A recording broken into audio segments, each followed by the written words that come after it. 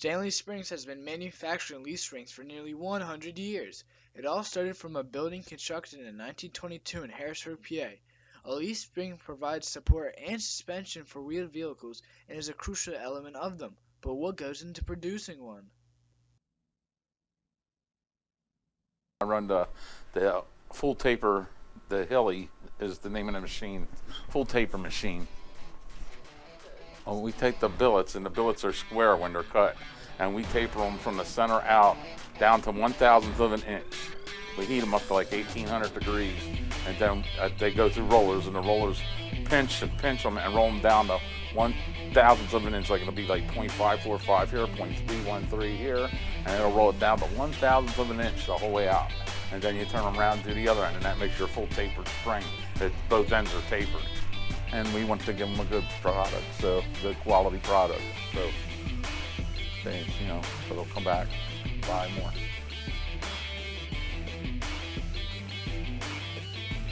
I ran the Autoform, the heat treat line there, where I deal with a lot of hot plates and oil. We make springs for vehicles and tractor trailers and stuff like that. Sometimes nobody actually understands it goes underneath the car or the truck, and they just don't realize that somebody made that, And it's like in our plant we use different tools, and different manufacturers make that. We take advantage that these tools come from different companies, and we just make it, I guess, just have fun. My job is we put it in a furnace, it walks through the furnace and gets hot, and then we pull it out and we bend it, we shape it, and when it goes down in the oil, the flames and the smoke comes out because it's cooling it. And then when it comes out of the oil, you'll see an arm, you've probably seen the arm grabbing it, and it puts it on a tempering furnace and puts the temper back in the steel. Because when it comes out of the oil, you could take a 2-inch piece of steel and you can break it because it don't have the temper back in.